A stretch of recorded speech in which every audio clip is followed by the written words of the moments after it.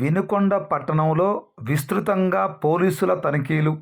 ఇక పూర్తి సమాచారం మేరకు పల్నాడు జిల్లా వినుకొండ నియోజకవర్గం వినుకొండ పట్టణంలో శుక్రవారం మధ్యాహ్నం 1 గంట సమయంలో భాగంగా పోలీసులు భారీ బందోబస్తు ఏర్పాటు చేశారు.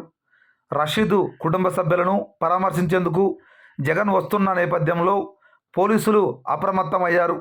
రషీద్ ఇంటికి సమీపంలో డాగ్, బాంబు స్క్వాడ్తో సోదాలు చేస్తున్నారు. ఏ ఇంటిని వదలకుండా తనిఖీలు చేయడం జరిగింది.